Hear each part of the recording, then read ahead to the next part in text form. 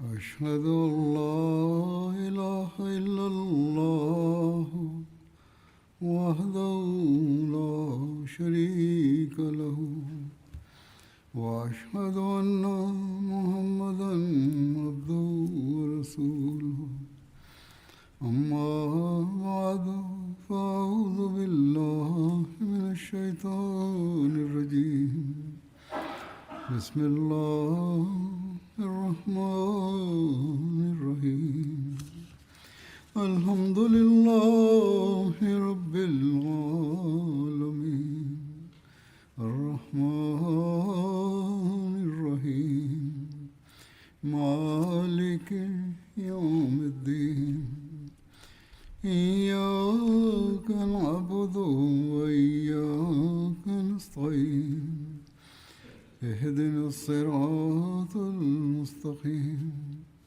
صراط الذين أنعمت عليهم غير المغضوب عليهم ولا الضالين. Bismillahirrahmanirrahim. Ọ̀rọ̀ nípa ogun Mákà ni ó ń lọ lọ́wọ́. Ṣáájú kí wọ́n tó gbéra lọ, ìṣẹ̀lẹ̀ kan wáyé èyí tí ó lọ báyìí wípé ìkan nínú àwọn sàábé látàrí àìgbọ́ àgbọ́yé rẹ̀ ṣe ìgbìyànjú láti fi ìró ìrìn àjò òjíṣẹ́ ńlá sallallahu alayhi wa sallam tó àwọn ará Mákà létí, ṣùgbọ́n Ọlọ́run ọba Allah fi ìró yìí tó òjíṣẹ́ ńlá sallallahu alayhi wa sallam létí nípa rẹ̀. Lára báyìí,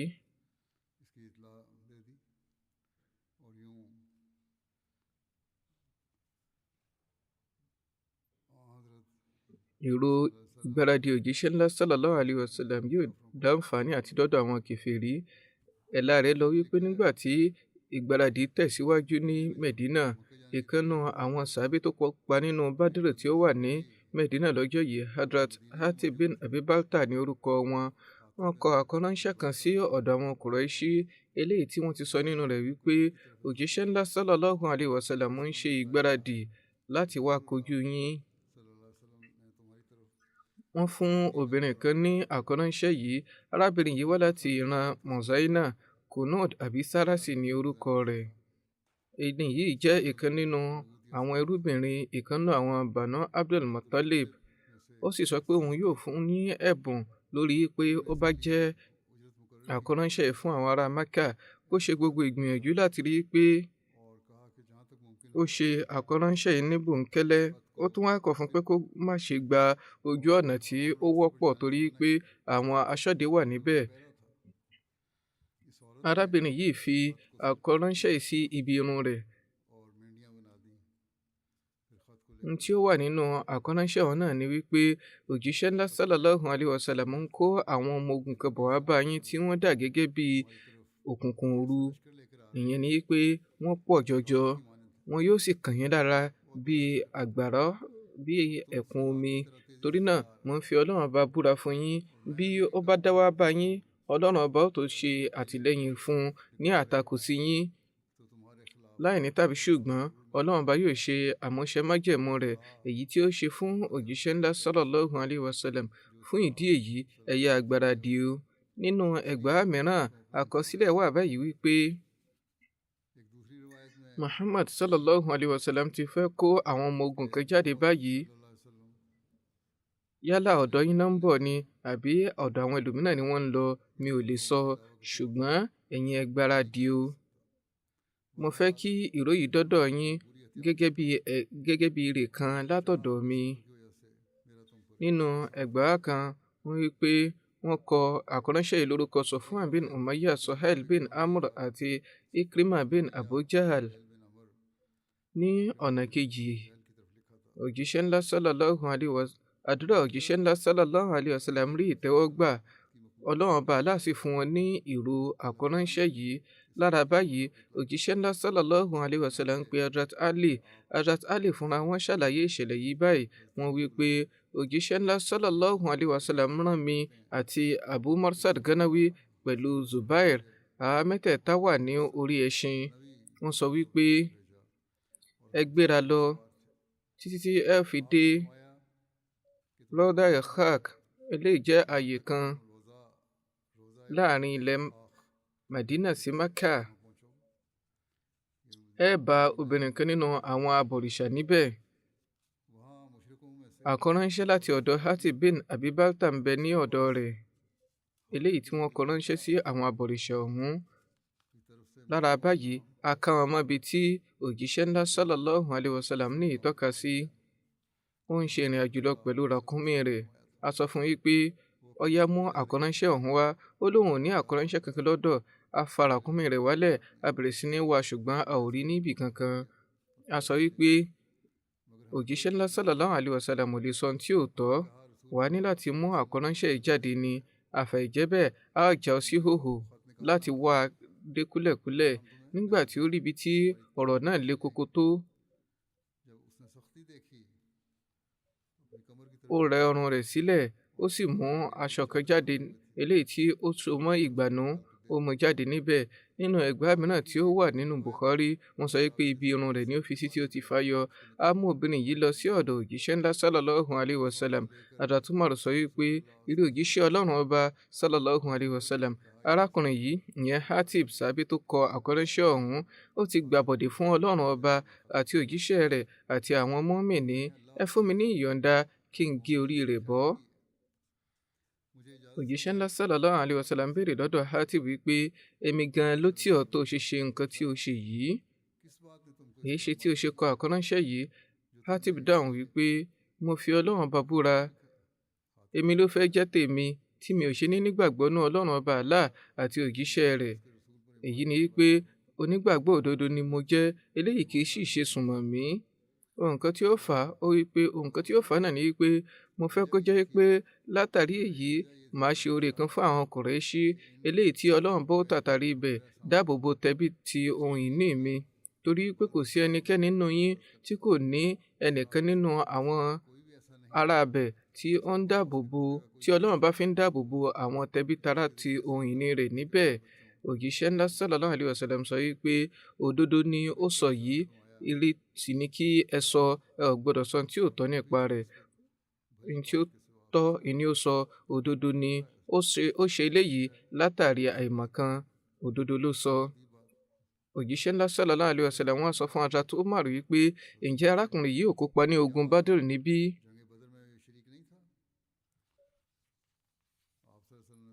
Wọ́n tún wípé láì ní tàbí ṣùgbọ́n Ọlọ́run bá bójú wo àwọn tí wọ́n kópa ní Badr, ó sì sọ wípé ìyówù tí ẹ bá ṣe, àlùjánnà ti di ẹ̀tọ́ fún yín, àbí ó sọ wípé mo ṣe àforíjì fún yín. Lórí èyí, Hazrat Umar bú sẹ́kún, wọ́n yìí sọ wípé Ọlọ́run bá àti òjíṣẹ́ rẹ̀ ni ó mọ̀ jùlọ. Hazrat Muslim Maud náà mẹ́nu bà ìṣẹ̀lẹ̀ yìí ní ìtọ́ka sí oríṣiríṣi àwọn nǹkan tó wà nínú àwọn ìwé ìtàn. Wọ́n wípé wọ́n kọ sílẹ̀ wípé ní sàmánì òjíṣẹ́ ńlá sallallahu alaihi wasallam, sàábẹ̀ kan ṣe ìgbìyànjú láti fún àwọn ará Mẹ́kà ní ìró ìgbáradì àwọn mùsùlùmí ní ìdákọ́ńkọ́. Kó lè bàjẹ́ látàrí ìgbìyànjú tí ó ṣe yìí, wọn yóò ṣe àwọn ìbátan rẹ̀ jẹ́ẹ́jẹ́. Ṣùgbọ́n Ọlọ́run bá fún òjíṣẹ́ ńlá sallallahu alaihi wasallam ní ìró yìí látàrí ìṣípayá. Wọ́n wá rán Hazrat Ali àti àwọn sàábé kọ̀ọ̀kan wípé kí wọ́n lọ sí ààyè báyìí kí wọ́n gba àkọ́ránṣẹ́ tó wà lọ́wọ́ rẹ̀ wá. Nígbà tí wọ́n débẹ̀, wọ́n béèrè àkọ́ránṣẹ́ ọ̀hún, ṣùgbọ́n ó kọ̀ jálẹ̀. Àwọn sàábé ọ̀hún kan wípé bóyá àṣìṣe ni eléyìí jẹ́ lọ́dọ̀ òjíṣẹ́ ńlá sallallahu alaihi wasallam. Hazrat Ali sọ wípé ó tì ọ̀rọ̀ òjíṣẹ́ ńlá sallallahu alaihi wasallam ò lè láéláé já sí rọ́. Títí tí màá ṣe gba àkọ́ránṣẹ́ yìí, mi ò ní kúrò níbí báyìí. Wọ́n bá obìnrin náà wí, ó sì mú àkọ́ránṣẹ́ ọ̀hún jáde. Ní ààyè mìíràn, wọ́n ṣe àlàyé ìṣẹ̀lẹ̀ ọ̀hún síwájú báyìí wípé ìkànnà àwọn sàábé líle ni ó kọ ránṣẹ́ sí àwọn ará Mákà wípé òjíṣẹ́ ńlá sallallahu alaihi wasallam tí ń kó àwọn ọmọ ogun 10,000 jáde, mi ò sì mọ̀ ibi tí wọ́n fẹ́ kó wọn lọ. Ṣùgbọ́n mò ń wòye sí pé ó ṣeéṣe kó jẹ́ pé Mákà ni wọ́n ń bọ̀. Mo ní àwọn ìbátan kọ̀ọ̀kan ní Mákà, mo sì ń fẹ́ kó jẹ́ pé ní inú àwọn àsìkò ìpọ́njú yìí, ẹ ó ṣe àránṣe fún wọn, ẹ ò sì ní fi ara ní wọ́n lọ́nà kankan. Àkọ́ránṣẹ́ yìí ò tí ì dé Mákà tí òjíṣẹ́ ńlá sallallahu alayhi wa sallam fi ti pé Hazrat Ali ní kùtùkùtù òwúrọ̀, wọ́n sì sọ wípé lọ sí àyè báyìí báyìí, Ọlọ́run ọba ti sọ fún mi wípé obìnrin kan wà níbẹ̀ tí ó ń ṣe ìrìn àjò lórí ràkúnmí, ẹ ó bá níbẹ̀, yóò sì ní àkọ́ránṣẹ́ kan eléyìí tí ó ń mú lọ sí ọ̀dọ̀ àwọn ará Mẹ́kà lọ́wọ́, ẹ gbà lọ́wọ́ rẹ̀ kí ẹ sì darí sí ọ̀dọ̀ mi ní kíákíá. Nígbà tí wọ́n ń lọ, wọ́n sọ wípé ẹ wòye sí i, obìnrin ni, ẹ ò gbọdọ̀ lé koko mọ́ o, ẹ ò gbọdọ̀ lé koko mọ́ láti ìpilẹ̀ṣẹ̀, ẹ kàn takùtì lọ́rùn yìí pé àkọ́ránṣẹ́ ń bẹ lọ́dọ̀ rẹ, bí ó bá wá kọ̀ jálẹ̀ tó di pé gbogbo ìgbìyànjú tẹ ní kó fi gbọ́ àgbọ́yé kò gbọ́ àgbọ́yé, nígbà náà ẹ lè lé koko mọ́ ọ.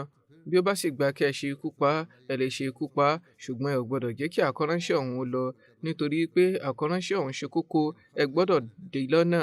Báyìí Hazrat Ali débẹ̀, obìnrin ọ̀hún wà níbẹ̀, ó bú sẹ́kún, ó bẹ̀rẹ̀ sí ní búra wípé ṣé àgbàbọ̀dè ẹlẹ́tàn ni mo jẹ́ ni, èmi lè ṣe yín tí ẹ̀ ń wá mi. Báyìí wọ́n ṣe gbogbo ìgbìyànjú láti wá gbogbo ẹrù rẹ̀, ṣùgbọ́n wọn ò rí àkọ́ránṣẹ́ yìí. Àwọn sàábé sọ wípé ó jọ wípé kò ní àkọ́ránṣẹ́ kankan lọ́dọ̀. Hazrat Ali wípé ẹ gbẹ́nu dákẹ́. Wọ́n wá sọ tìtara wípé mo fi Ọlọ́run ọba búra, òjíṣẹ́ ńlá sallallahu alayhi wa sallam ní láéláé parọ́.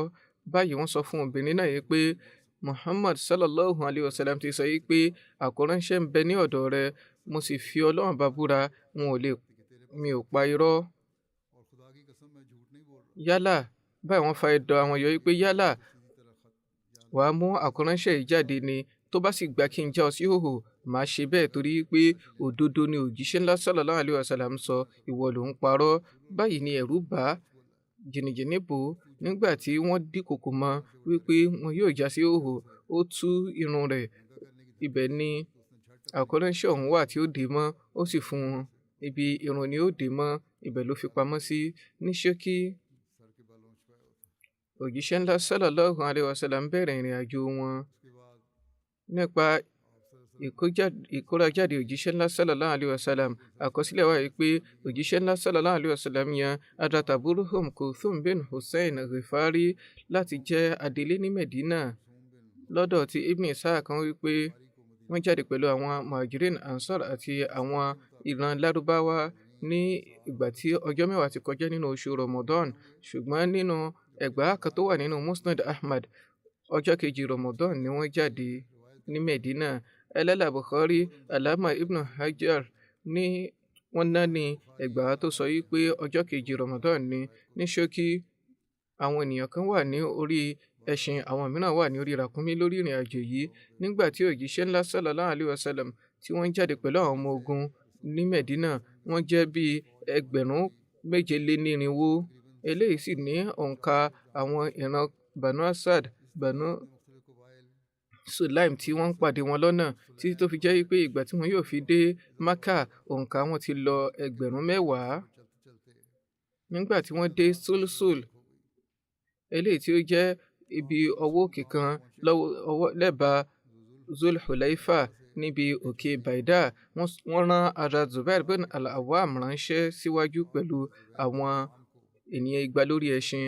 Nínú àwọn ìwé kan, wọ́n ní ìtọ́kasí pé 6,000 ni òǹkà àwọn ọmọ ogun yìí, ṣùgbọ́n èyí tó wọ́pọ̀ ni pé 6,000 ni òǹkà wọn. Eléyìí sì ni ó fẹ́ jọ yí pé ó tọ́ jù lọ.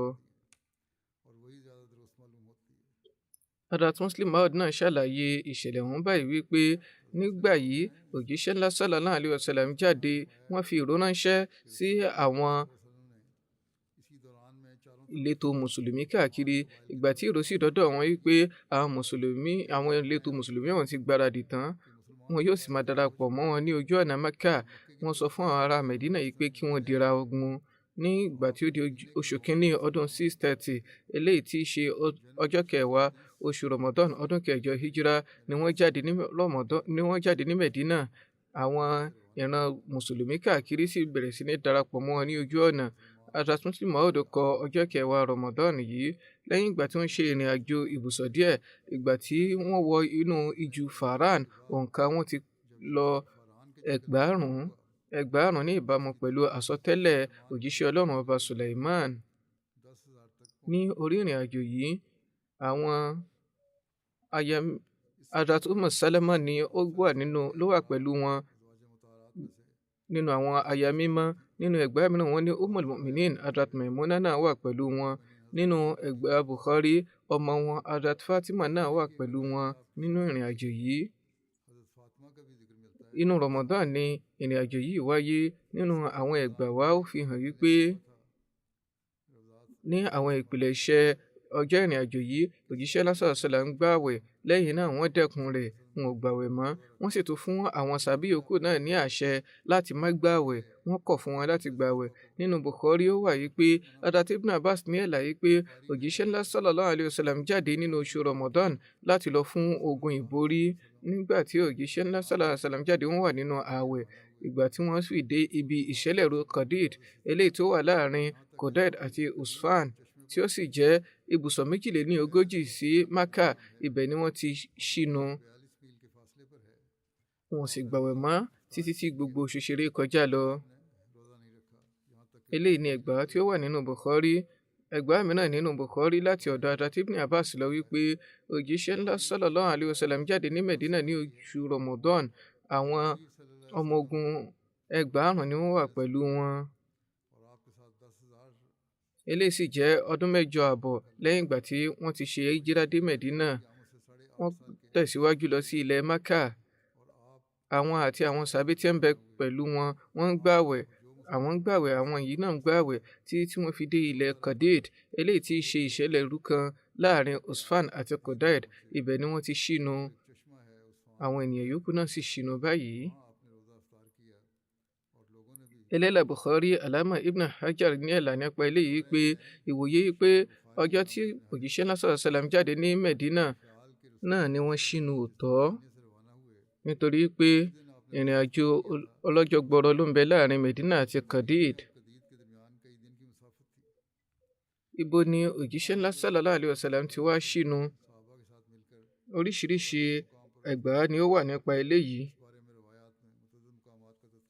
Lára bẹ́ẹ̀, Alama Aine kọ, àwọn náà tí ó ń jẹ́ Eléla Bukhari, àwọn náà kọ nípa wípé kìí ṣe Qadid ní pàtó, lórí àwọn ibi tí wọ́n wípé ìpakasọ́ ń bẹ nípa ibi tí wọ́n ti ṣínu lọ́dọ̀ Alama Aine.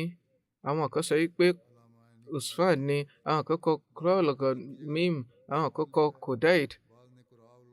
Qadi Ayaz kọ nípa eléyìí wípé ẹgbà wa ní ìpakasọ lórí ibi tí òjíṣẹ́ ńlá sallallahu alaihi wasallam ti ṣínu. Ṣùgbọ́n ìṣẹ̀lẹ̀ kan náà ni gbogbo wọn ní ìtọ́ka sí, tí gbogbo àyè ọ̀hún sì súnmọ́ra wọn, tó jẹ́ pé ọ̀wọ́lẹ̀ Usfan ni gbogbo wọn wà. Òjíṣẹ́ ńlá sallallahu alaihi wasallam jáde sí Arsh, wọ́n sì rí abo ajá kan tí ó ń fún àwọn ọmọ rẹ̀ lọ́yàn lọ́wọ́. Wọ́n ní ìtọ́ka sí ìṣẹ̀lẹ̀ yìí. Wọ́n ní ìtọ́ka sí àánú tí wọ́n ní fún àwọn ẹranko náà ní ààyè yìí.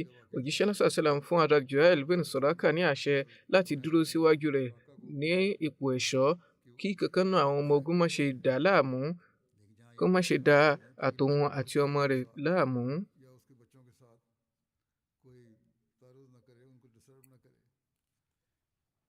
Láti gbá àwọn aṣọ́dẹgbà mú, òjíṣẹ́ ńlá sallallahu alaihi wasallam fi àwọn ọmọ ogun orí ẹṣin ránṣẹ́ síwájú. Àwọn Banu Khuza'a náà tó ti ṣe eléyìí, wọn ò ní jẹ́ kí ẹnikẹ́ni gbabẹ̀ kọjá. Àwọn ìran yòókù wọ́n ti dá wọn dúró. Òjíṣẹ́ ńlá sallallahu alaihi wasallam, àwọn tí òjíṣẹ́ ńlá sallallahu alaihi wasallam fi ránṣẹ́, wọ́n gbá ẹnìkan náà àwọn aṣọ́dẹgbà Hawazin mú. Òjíṣẹ́ ńlá sallallahu alaihi wasallam wá béèrè lọ́wọ́ rẹ̀. Ó dáhùn wípé àwọn Hawazin ti ń kóra jọ láti kojú yín. Wọ́n wí pé Ọlọ́run bá tó fún wa, òun sì ni ó dára jù nínú ètò. Báyìí òjíṣẹ́ náà sallallahu alaihi wasallam fún Hazrat Khalid bin Walid ní àṣẹ láti gbá aṣọ́dẹgbà ọ̀hún mú, kó má lè bá lọ síwájú lọ tàwọn ènìyàn lólobó. Nígbà tí wọ́n dé Qudayt, àwọn Banu Sulaim ti kóra jọ pẹ̀lú 1000 kan òǹkà wọn. Wọ́n darapọ̀ mọ́ wọn. Wọ́n de àwọn àsíá wọn, wọ́n sì pín fún wọn. Wọ́n pín láàrin àwọn ìran kọ̀ọ̀kan. Ìgbáradì àwọn ọmọ ogun òjíṣẹ́ ńlá kóra jọ ní ìdílé ìdílé. Wọ́n á sì fi ènìyàn kọ̀ọ̀kan nínú ìdílé wọn ṣe adarí wọn. Òjíṣẹ́ ńlá sàlám pín àwọn ansar sí ọ̀nà 12 ní ìran kọ̀ọ̀kan, 6 ní ọ̀dọ̀ Aus, 6 ní ọ̀dọ̀ Khazraj, 3 ní àsíá àwọn muhajirin tó wà lọ́dọ̀ Hazrat Ali bin Abi Talib, Hazrat Zubair bin al-Awwam àti Hazrat Sa'ad bin Abi Waqqas. Ìṣẹ̀lẹ̀ tún wáyé pé lójú ogun yìí Abu Sufyan bin Haris àti Abdullah bin Abi Umayya ṣe gba Islam. Ọ̀tọ̀ ni Abu Sufyan eléyìí kìí ṣe Abu Sufyan bin Harb.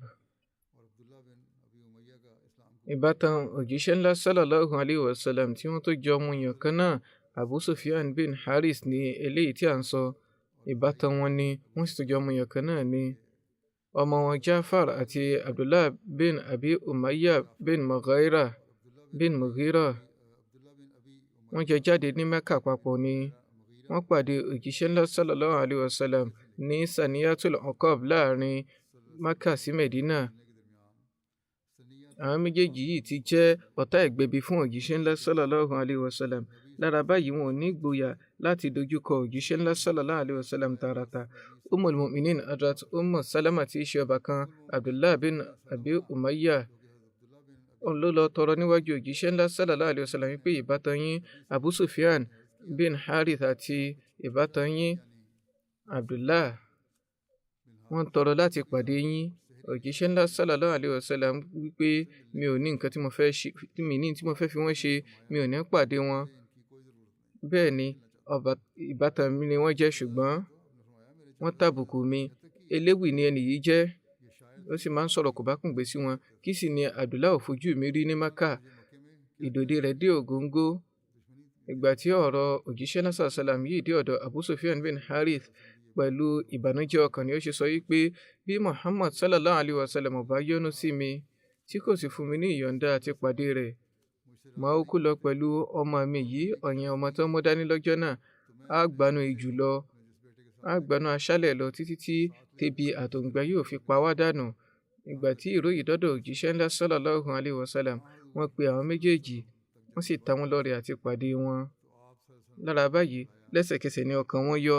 Àwọn méjèèjì yìí gba Islam wọn sì sunwọ̀n. Ọ̀rọ̀ nípa Abu Sufyan bin Haris, àpèjúwe rẹ̀ lọ báyìí. Gẹ́gẹ́ bí mo ṣe sọ fún yín pé Abu Sufyan eléyìí yàtọ̀. Abu Sufyan méjì ni ó jẹ́ gbajúgbajà nínú ìtàn Islam. Ìkan ni Abu Sufyan tí í ṣe adarí àwọn Qurayshi Mákà tó sì jẹ́ ọkọ Hind tí ó jẹ́ ẹ̀dọ̀ Hazrat Hamza. Abu Sufyan bin Harb ni eléyìí. Ẹnì kejì yìí ni Abu Sufyan bin Haris bin Abi Muttalib tí ó jẹ́ ọmọ ẹ̀gbọ́n bàbá òjíṣẹ́ ńlá sallallahu alayhi wa sallam. Àwọn onítàn ọ̀rọ̀ orúkọ méjèèjì yìí a máa dàrúpọ̀ mọ́ wọn lọ́dọ̀, tí wọ́n sì máa pe Abu Sufyan bin Harb dípò Abu Sufyan bin Harith. Fún àpẹẹrẹ, nígbà tí ìdàrúdàpọ̀ bá àwọn mùsùlùmí ní ojú ogun Hunain, wọ́n máa kọ wípé Abu Sufyan ni ó gbá okùn ẹran ègún òjíṣẹ́ ńlá sallallahu alayhi wa sallam mú. Abu Sufyan ni ó gbá ẹran ogun òjíṣẹ́ ńlá sallallahu alayhi wa sallam mú tí ó sì dúró tì wọ́n lọ́jọ́ náà. Àwọn onítàn kan wọ́n ní ìtọ́ka sí Abu Sufyan bin Harb, bó tilẹ̀ jẹ́ wípé àwọn onítàn lápapọ̀ wọ́n jẹ́ kó yé ni wípé kì í ṣe Abu Sufyan bin Harb, Abu Sufyan bin Harith ni. Abu Sufyan bin Harith yìí sì jẹ́ni tí òun àtòjíṣẹ́ ńlá sallam jọ mu yàn kan náà, torí pé Halima Sa'diyya ó fún àwọn náà ní ọyàn. Wọ́n nífẹ̀ẹ́ òjíṣẹ́ ńlá sallallahu alayhi wa sallam lọ́pọ̀lọpọ̀, ṣùgbọ́n nígbà tí òjíṣẹ́ ńlá sallallahu alayhi wa sallam kéde, ó di ọ̀tá ẹ̀gbẹ̀bí fún wọn. Ó sì wà nínú àwọn ìkan akéwì ní Mákà. Báyìí ó bẹ̀rẹ̀ sí ní sọ àwọn ọ̀rọ̀ ìtàbùkù. A máa kéwì ìtàbùkù fún òjíṣẹ́ ńlá sallallahu alayhi wa sallam. Hazrat Hassan bin Thabit ni a máa fún wọn lésì àwọn ewì àbùkù wọ̀nyí. Ibikíbi tí ẹ báyìí ti rí nínú ọ̀rọ̀ wọn wípé ẹ jẹ́ kọ́rọ̀ yìí dé ọ̀dọ̀ Abu Sufyan, ó wọ́pọ̀ kó jẹ́ pé Abu Sufyan bin Harith yìí ni wọ́n ní ìtọ́ka sí. Ó wà nínú Tarikhul Khamis wípé Abu Sufyan díwájú òjíṣẹ́ ńlá sallallahu alayhi wa sallam. Ó wá ń sọ wípé tallahi laqad atharaka Allahu alayna wa in kunna la khati'in. Eléyìí ni ẹsẹ̀ 52 Suratu Yusuf. tallahi laqad atharaka Allahu alayna wa in kunna la khati'in. Èyí tí ìtumọ̀ rẹ̀ lọ wípé wọ́n wípé a fi Allah búra, dájúdájú Ọlọ́run ọba láti gbé ọ lékè wa, àwa sì ni aláṣìṣe. Lórí èyí òjíṣẹ́ ńlá sallallahu alaihi wasallam náà sọ fún Abu Sufyan wípé la tathriba alaykumul yawma yaghfirullahu lakum wa huwa arhamur rahimin. Ìbánilẹ́jọ́ kan ò ní jẹ́ tiyín lọ́jọ́ tèní, kí Ọlọ́run ọba ṣe àforíjìn fún yín, òun sì ni aláàánú jùlọ. Nínú ẹgbàá wa Hazrat Ali ni wọ́n sọ fún Abu Sufyan wípé tó bá ti déwájú òjíṣẹ́ ńlá sallallahu alaihi wasallam kí o ka ẹsẹ̀ yìí láti tọrọ àforíjìn. Ó wà nínú ẹgbàá wípé nígbà náà látàrí ìtìjú Abu Sufyan ò lè gbé orí rẹ̀ sókè nígbà tí ó ń lọ pàdé òjíṣẹ́ ńlá sallallahu alaihi wasallam. Bó ti wù ú rí, Abu Sufyan bin Harith tí ó ti jẹ́ ẹni tí a máa kéwì tàbùkù òjíṣẹ́ ńlá sallallahu alaihi wasallam tẹ́lẹ̀, ìgbà tí ó wá gba Islam tán, gbogbo ewì rẹ̀ wà fún ìgbóríyìn fún òjíṣẹ́ ńlá sallallahu alaihi wasallam. Lẹ́yìn ìgbà tí ó wá gba Islam, ó kọ kọ̀sídà kan láti gbóríyìn fún òjíṣẹ́ ńlá sallallahu alaihi wasallam. Àwọn ènìyàn tí wọ́n fi ara jọ òjíṣẹ́ ńlá sallallahu alaihi wasallam, nínú wọn ni Abu Sufyan náà wà. Òjíṣẹ́ ńlá sallallahu alaihi wasallam fún wọn ní ìró ìdùnnú àti wọ àlùjánnà, wọ́n sì máa kà wọ́n mọ́ àwọn sàbí tí ó dára jùlọ. Islam wọn dára. Ọjọ́ mẹ́ta kó tó di pé wọ́n ò papòdà, wọ́n fọ ara wọn gbẹ́ sàárè wọn. Ìgbà tí àsìkò ìpapòdà sì dé, wọ́n sọ wípé ẹ má ṣe sun ẹkún nípa tèmi o, torí pé láti ìgbà tí mo ti gba Islam, mo yẹra pátápátá fún ohunkóhun tó bá jẹ́ ẹ̀ṣẹ̀. Wọ́n kéwì ìdárò kan nípa òjíṣẹ́ ńlá sallallahu alaihi wasallam, èyí tí ìtumọ̀ rẹ̀ lọ wípé ọkàn mi bàjẹ́ torí pé òru mi ò dópin. Ẹni tí ó bá sì wà nínú àjálù, òru rẹ̀ á máa gùn. Ẹkún ni ó tù mí nínú, ṣùgbọ́n gbogbo ẹkún ọ̀hún kò tó nǹkan kan nínú mùsíbà tí ó kó àwọn mùsùlùmí. Ọjọ́ tí òjíṣẹ́ ńlá sallallahu alaihi wasallam papòdà, ní alẹ́ ọjọ́ náà ìbànújẹ́ wa tún lékè, ó nípele. Ó kù díẹ̀ kí ilẹ̀ gan doríkodò lé wa lórí látàrí mùsíbà tí ó kò wá. Lẹ́yìn náà kọ wípé látàrí ìpapòdà òjíṣẹ́ ńlá sallallahu alaihi wasallam, ìṣípayá dópin. Àlùkùránì tí Jibril bẹ̀rẹ̀ sí ní mú wá ó ti dópin báyìí. Ìrẹ́ Fátímà, wọ́n bá Hazrat Fátímà sọ̀rọ̀ nínú ewì wọn wípé ìrẹ́ Fátímà, bí o bá sun ẹkún ní àyè yìí, ẹkún rẹ̀ tọ́. Bí o bá sì tún sun ẹkún, eléyìí ni ìlànà tí ó sunwọ̀n. Ọba wá ààbò nínú sùúrù, nítorí pé ẹ̀san ń bẹ lọ́dọ̀ Ọlọ́run ọba nínú sùúrù ṣíṣe, eléyìí ni ó sì lékè jù. Tẹ̀síwájú láti máa yànnàná ẹwà òjíṣẹ́ ńlá sallallahu alaihi wasallam. Bó sì ṣe wù kí ènìyàn gbóríyìn fún wọn tó, òjíṣẹ́ ńlá sallallahu alaihi wasallam jù bẹ́ẹ̀ lọ. Nínú ewì yìí wọ́n sọ báyìí ní èdè Lárúbáwá wípé faqabru abiki sayyidu kulli kabir wa fihi sayyidu nasi rasul. Rẹ̀ Fátímà, sàárè bàbá rẹ̀ ni ó jẹ́ aṣáájú gbogbo sàárè, torí pé inú rẹ̀ ni a sin òjíṣẹ́ ńlá sallallahu alaihi wasallam tí í ṣe aṣáájú gbogbo ẹ̀dá sí. Ọdún 15 hijra àbí 20 ọdún hijra ni Abu Sufyan papòdà. Hazrat Umar ni wọ́n kí jánásà wọn. Abdullah bin Umayyah tí í ṣe ẹnì kejì, ọ̀rọ̀ lórí tí wọ́n ní ráńpẹ́ lọ báyìí wípé Hudhaifa ní orúkọ wọn. Ọmọ ìbátan òjíṣẹ́ ńlá sallallahu alaihi wasallam tí jẹ́ Atika ni wọ́n jẹ́. Lára bẹ́ẹ̀ wọ́n jẹ́ ìbátan tiwọn náà, wọ́n sì tún jẹ́ ọbàkan Ummul Mu'minin Hazrat Ummi Salama nígbà tí wọ́n kéde ìjẹ́ òjíṣẹ́ Ọlọ́run ọba. Arákùnrin yìí di ọ̀tá ìgbẹ̀bí òjíṣẹ́ ńlá sallallahu alaihi wasallam, ó sì jẹ́ ẹni tí ó rékọjá ẹnu àlá nínú ìdòdì rẹ̀. Ó wà nínú àlùkùránì yìí pé wa qalu lan nu'mina laka hatta tafjura lana minal ardi yanbu'a. Wọ́n tún sọ yìí pé a ò ní gbà nǹkan kan látọ̀dọ̀ rẹ títí tí wàá ṣe gbé ìṣẹ̀lẹ̀ rúkọ jáde fún wa láti inú ilẹ̀. wọ́n rí i pé Abdullah bin Abu Umayya yìí gan lẹni tó pe gbólóhùn náà, ṣùgbọ́n lẹ́yìn ìgbà tí ó di mùsùlùmí, ó kópa nínú ogun Hunain pẹ̀lú akínkanjú.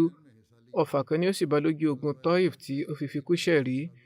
Nínú ìgbésẹ̀ yìí, ọ̀rọ̀ wà nípa bí àwọn ọmọ ogun Hazrat Abbas ṣe darapọ̀ mọ́ àwọn mùsùlùmí wípé nígbà tí òjíṣẹ́ ńlá sallallahu alaihi wasallam bẹ̀rẹ̀ ìrìn àjò sí Mecca, ó bọ́ sí àsìkò tí Hazrat Abbas náà ń bọ̀ sí Medina tí wọ́n ti gbáradì.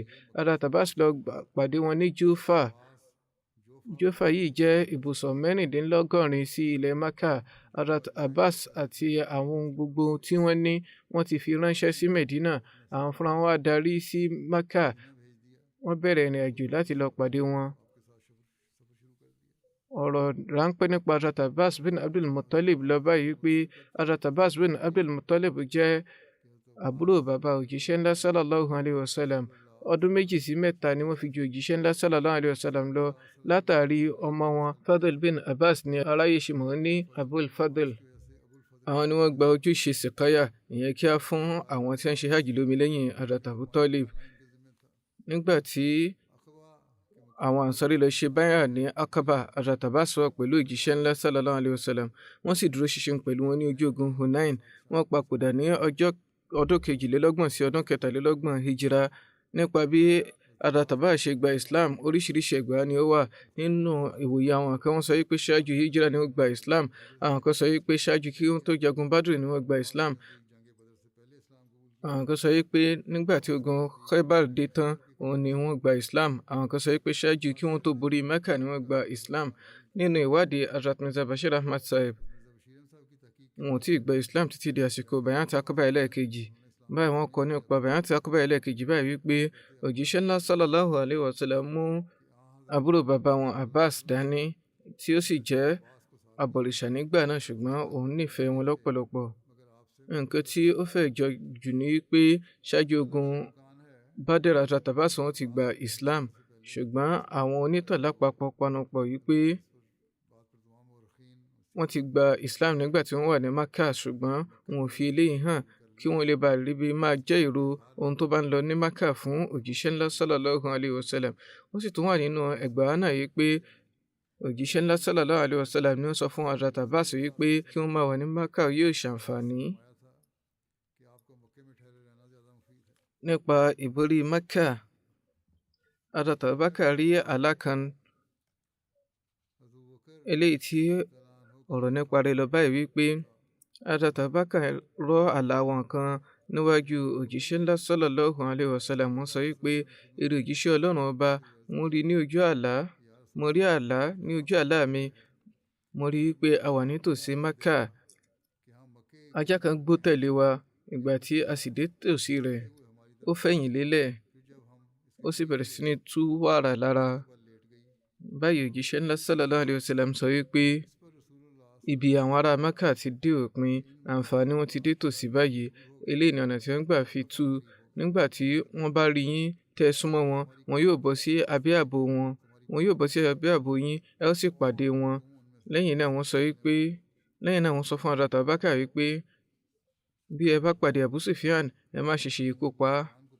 Èyí ni Abu Sufyan ẹlẹ́ẹ̀kejì.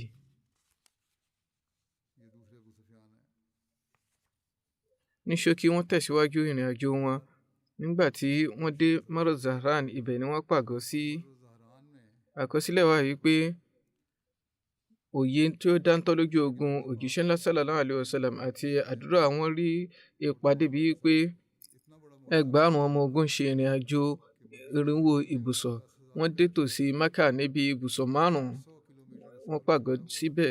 Síbẹ̀ náà, ìró òde tí àwọn ará ilẹ̀ Mecca ní àsìkò ìṣá, òjíṣẹ́ ńlá sallallahu alaihi wasallam pàgọ́ sí Maru Zahran, èyí tí ó jẹ́ àyè kan láàrin Mecca àti Isfahan, ìyẹn bí ibùsọ̀ 5 sí Mecca.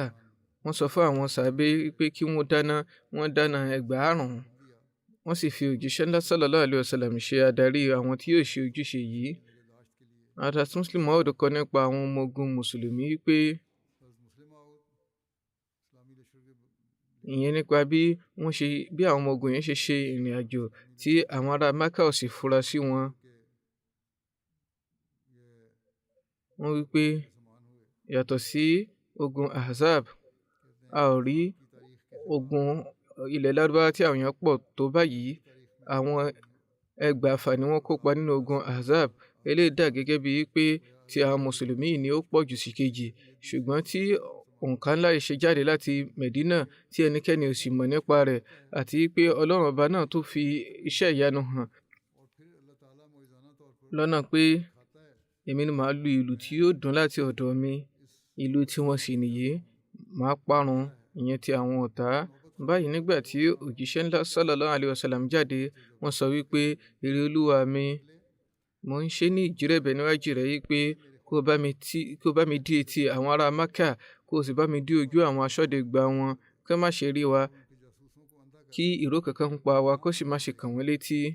Báyìí ni wọ́n jáde. Ọ̀gọ̀ọ̀rọ̀ àwọn alágàbàgebè náà ń bẹ ní Mẹ̀dínà. Síbẹ̀ náà, àwọn ọmọ ogun ẹgbàárùn jáde ní Mẹ̀dínà. Ìró kankan ò sì dé Mákà. Bó tilẹ̀ jẹ́ wípé ẹgbẹ̀rún méjì ni wọ́n jẹ́, òǹkà ńlá ni ó jẹ́ tí àwọn èèyàn sì ń darapọ̀ mọ́ wọn lọ́nà. Ṣùgbọ́n síbẹ̀ náà, àwọn ará Mẹ̀dínà, àwọn alágàbàgebè Mẹ̀dínà, wọn ní àǹfààní láti jẹ́ ìró fún wọn. Gẹ́gẹ́ bí a ṣe sọ, àwọn Kùráíṣì àti àwọn ará Mákà wọn ò mọ̀ nípa ìrìn àjò òjíṣẹ́ ńlá sallallahu alaihi wasallam títí wọ́n fi dé tòsí Mákà. Nǹkan tí ó ń bà wọ́n lẹ́rù ni wípé wọ́n ń bọ̀ wá ṣe àkọlù fún wọn, ṣùgbọ́n wọn ò nírètí wípé àwọn mùsùlùmí lè ṣe àkọlù fún àwọn lótìítọ́. Síbẹ̀ náà, àwọn ará Mákà wọ́n bẹ̀rẹ̀ sí ní ṣọ́ra ṣe, bẹ́ẹ̀ ni wọ́n lọ káàkiri láti lọ ṣọ́de ní òru. Báyìí náà ní ọjọ́ kan, ní òru kan, Abu Sufyan jáde pẹ̀lú àwọn sàràkí méjì, Hakim bin Hizam àti Budail bin Warqa. Wọ́n ṣe ìṣọ́de lọ́wọ́, wọn ni wọ́n rí iná àti ìpàgọ́ ńlá gẹ́gẹ́ bí ti Àràfá. Wọ́n bẹ̀rẹ̀ sí ní sọ wípé ó gbọ́dọ̀ jẹ́ àwọn Banu Ka'b, ìyẹn ìran Khuzā. Ogun tó ṣẹ̀ṣẹ̀ wáyé ni ó ń ta wọ́n lára báyìí. Fúnra rẹ̀ náà ló tó bẹ̀rẹ̀ sí ní sọ̀rọ̀. Ó ń wòye sí ni, ó ń sọ wípé òǹkà wọn ò tó báyìí, kò lè jẹ́ àwọn. Lẹ́yìn náà ó sọ wípé àwọn Banu Hawazin ni ó jẹ́. Ó tó kọ̀ fúnra rẹ̀ wípé kò tún lè jẹ́ àwọn. Lọ́nà báyìí náà ni ó ṣà ń wòye sí tí tó fi bẹ̀rẹ̀ sí ní gbọ́ ohùn ẹṣin àti ti ràkúnmí. Eléyìí da ẹ̀rù jẹ̀jẹ̀ bò. Ibi tí wọ́n ti ń sọ̀rọ̀ lọ́wọ́ yìí náà ni àwọn aṣọ́dẹgbà òjíṣẹ́ ńlá sallallahu alaihi wasallam tí wọ́n lọ káàkiri láti lọ ṣọ́de. Wọ́n ká wọn mọ́, wọ́n gbá wọn mọ́, wọ́n sì wọ́ wọn wá síwájú òjíṣẹ́ ńlá sallallahu alaihi wasallam. Nínú ẹgbàá wa kan, Ọlọ́run ọba Allah fún òjíṣẹ́ ńlá sallallahu alaihi wasallam nírò bí Abu Sufyan ṣe ti wà nítòsí wọn. Báyìí, Hadrat Abu Layla ní ẹgbàá wípé nígbà tí a dé Marru Zahran, a wà pẹ̀lú òjíṣẹ́ ńlá sallallahu alaihi wasallam. Òjíṣẹ́ ńlá sallallahu alaihi wasallam sọ wípé Abu Sufyan bẹ ní Arak tó jẹ́ ìpẹ̀tẹ́lẹ̀ kan nítòsí Mákà, ẹ lọ gbámú wá. A lọ síbẹ̀, a lọ gbámú. Ibn Uqba kọ wípé Abu Sufyan, Hakim bin Hizam àti Budail bin Warqa ọmọ títí tí àwọn ikọ̀ àwọn sàbẹ̀ yìí tí wọ́n ṣe lọ ká wọn mọ́. Ìyẹn àwọn tí wọ́n fi ránṣẹ́ gẹ́gẹ́ bí aṣọ́de. Báyìí wọ́n wọ okùn ràkúnmí wọn. Abu Sufyan béèrè yìí pé ta lẹ̀yin? Wọ́n sọ wípé òjíṣẹ́ ńlá sallallahu alaihi wasallam àti àwọn sàbẹ̀ rẹ̀ lè ń rí. Abu Sufyan wí pé ǹjẹ́ ó ṣeé ṣe kí àwọn ọmọ ogun ńlá kan kí wọ́n sọ̀kalẹ̀ báyìí rí, kí ènìyàn sì máa mọ̀ nípa wọn láì jẹ́ wípé èèyàn mọ̀ báwo ni wọ́n ṣe dé tòsí. Nínú ẹgbàá mìíràn wọ́n sọ wípé nígbà tí òjíṣẹ́ ńlá sallallahu alaihi wasallam dé Marru Zahran, ọkàn Hazrat Abbas ti rọ̀ fún àwọn ará Mákà. Báyìí wọ́n bọ́ sí orí ìbáka òjíṣẹ́ ńlá sallallahu alaihi wasallam tí í ṣe Shaba. Wọ́n lọ sí ilẹ̀ Arak. Wọ́n ní lórí ẹ̀mí wípé káwọn ti pàdé ènìyàn kan tí ó lè jẹ́rò ìdìde òjíṣẹ́ ńlá sallallahu alaihi wasallam fún àwọn ará Mákà, kí wọ́n lè bẹ̀rẹ̀ sí ní wá ìgbìyànjú láti tọrọ ààbò lọ́dọ̀ òjíṣẹ́ ńlá sallallahu alaihi wasallam dípò kí wọ́n wọ inú Mákà pẹ̀lú agbára káká. Ibi tó ti ń sọ̀rọ̀ yìí, tó ti ń ròyìn lọ́wọ́, òun náà ni ó gbóhùn Abu Sufyan, Hakim bin Hizam àti Budail bin Warqa. Abu Sufyan sọ wípé mi ò tí ì rí iná tí ó tó báyìí rí, bẹ́ẹ̀ sì ni mi rí ọmọ ogun tó pọ̀ tó báyìí rí. Budail ń sọ wípé mo fi Ọlọ́run bá ṣẹ̀rí, iná àwọn ìran Khuzā leléyìí. ogun ni ó ta wọ́n lára báyìí. Abu Sufyan dáhùn pé àwọn Khuzaa kéré, wọn ò sì lágbára tó báyìí, eléyìí lè jẹ́ iná wọn, kò sì lè jẹ́ àwọn ọmọ ogun wọn. Hazrat Abbas gbóhùn wọn ó sì dá wọn mọ̀. Abu Sufyan náà dá mọ̀. Hazrat Abbas mú Abu Sufyan lọ sọ́dọ̀ òjíṣẹ́ ńlá sallallahu alayhi wa sallam.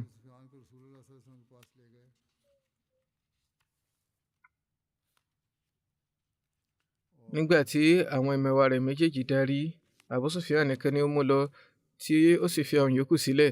Nínú ẹgbàá mìíràn, ó lọ pé Hazrat Abu Sufyan kó àwọn náà lọ sí ọ̀dọ̀ òjíṣẹ́ ńlá sallallahu alayhi wa sallam. Méjèèjì ni ó wà nílẹ̀. Hazrat Muslim Maud mẹ́nu bà ìṣẹ̀lẹ̀ yìí báyìí wípé lápá kan àwọn mùsùlùmí wọ́n ti dé tòsí Mẹ́kà. Bóhun gbogbo yìí ṣe pa lọ́lọ́, ẹ̀rù tí ń ba àwọn tí wọ́n jẹ́ ará Mẹ́kà, bẹ́ẹ̀ ni jìnnìjìnnì wọn ń pọ̀ sí i. Lẹ́yìn ọ̀rẹyìn, wọ́n jíròrò láàrin ara wọn wípé kí Abu Sufyan lọ sí òde kán lọ mọ nǹkan tí àwọn mùsùlùmí fẹ́ ṣe. Nígbà tí ó fi rin ibùsọ̀ kan sí ìta ní àsìkò òru, Abu Sufyan rí iná ńlá ní inú ijù. Òjíṣẹ́ ńlá sallallahu alaihi wasallam ti sọ fún àwọn ènìyàn yìí pé kí wọ́n taná sí gbogbo àgọ́. Ní báyìí wọ́n taná 1000 fún àwọn ènìyàn tí wọ́n wà níbi àgọ́ ọ̀hún. Eléyìí sì mú iná ńlá tí ó jáde wá nínú ijù ọ̀hún, èyí tí ó ń dúnkokò tó ń dẹ́rù jẹjẹ bo ni lọ́kàn. Abu Sufyan béèrè yìí pé èmi leléyìí, ǹjẹ́ àwọn ọmọ ogun kan ti sọ̀rọ̀ kalẹ̀ láti sánmà níbí? Torí pé àwọn lárúbáwá kankan ò ní ọmọ ogun tó pọ̀ tó báyìí. Báyìí ló bẹ̀rẹ̀ sí ní mú ìran kọ̀ọ̀kan nínú lárúbáwá. Ó ń sọ pé ó tì, kò sí ìran lárúbáwá kankan. Ibo ni ó ti fẹ́ rí ọmọ ogun tó pọ̀ tó báyìí? Ibi tó ń sọ eléyìí lọ́wọ́ náà ni ó gbọ́ ohùn nínú òkùnkùn. Abu Hanzala, eléyìí ni ìnagijẹ Abu Sufyan. Abu Sufyan dáhùn pé Abbas, èmi ló ń ṣe níbí báyìí? Wọ́n dáhùn pé Muhammad òjíṣẹ́ Ọlọ́run ọba sallallahu alayhi wa sallam ni wọ́n wà níwájú rẹ̀ pẹ̀lú àwọn ọmọ ogun yìí. Bí ẹ bá tètè gbáradì, ẹ̀tẹ́ àti ìjákulẹ̀ ni ó ń gbáradì dè yín. Èyí ni pé ẹ tètè pèpè fún ìpẹ̀tùsí. Ní ṣókí, àlàyé ṣètò kù ní orí ẹ̀. Eléyìí jẹ́ èyí tí ó gùn. Màá mẹ́nubà lọ́jọ́ iwájú inshallah. Gẹ́gẹ́ bí mo ṣe ti ń sọ fún yín léraléra, ẹ tẹ̀síwájú láti bójú tó àdúrà kí Ọlọ́run bá dóòlà ayé nínú wàhálà hílàhílo. Gbogbo ìgbòkègbodò tí ó ń lọ káàkiri yìí, kí Ọlọ́run bá ṣe ètò eléyìí tí ó fi máa lọ sí ọ̀nà tí ó dára, tí ò ní lọ sínú ìparun.